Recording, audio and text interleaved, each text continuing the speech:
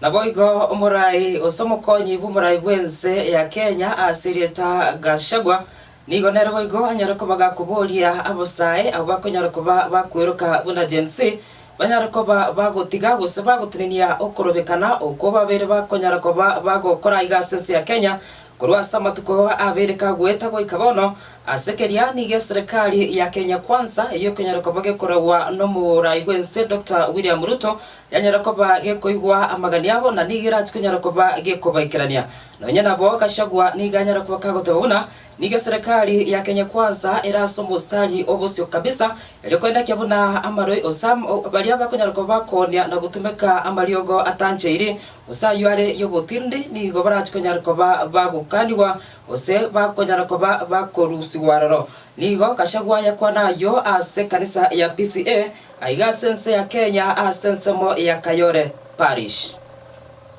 Ndio mimi watu wengine wananiingilia ati mimi naongea ukweli zaidi ukiwa ndani ya serikali ati utakiwa ongea ukweli.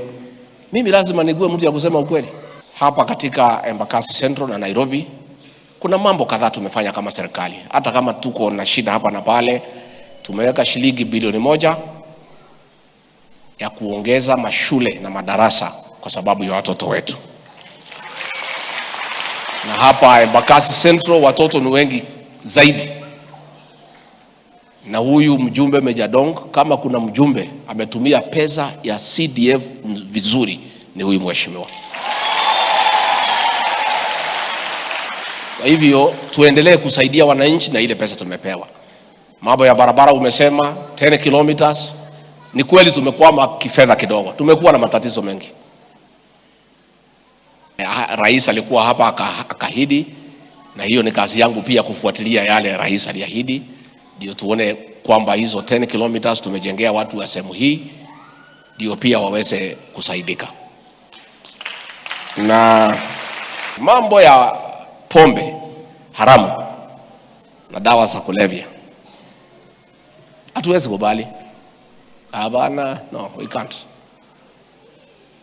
Kuna watu merchants of death, kazi yao ni kutengeneza poison, wanasema ni pombe, wanauzia watoto wetu wanakufa. Watoto wetu wa kiume, kama rais na mimi hatungeingilia, in the next 10 years tungekuwa tumeisha. Jinsi kitana wanakuja kuharibu mali na inabidi wakabiliano nao na kuwe na uharibifu wa mali na maafa na mambo zingine ambaye hazifai. Kwa hivyo mimi naomba vijana wetu, rais amemsikiza, serikali imemsikiza, sisi sote tumesikia na tumeanza kurekebisha na kuzungumza. So our children, our sons and daughters, please, we plead with you as your parents that we have heard you and you have made your point. You don't need to rub it in. It's enough. Let's deal with it. And we want to thank you for your patriotism and kujitolea kusema ya kwamba iko shida Kenya. And you have made a very huge contribution.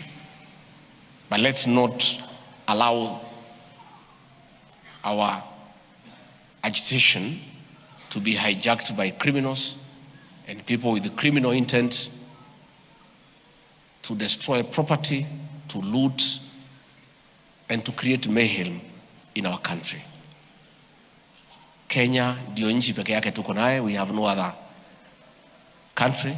Umeona manchi jirani vile walikuwa na shida siku mingi. Again, we agree, let us have conversation. Wacha viongozi wa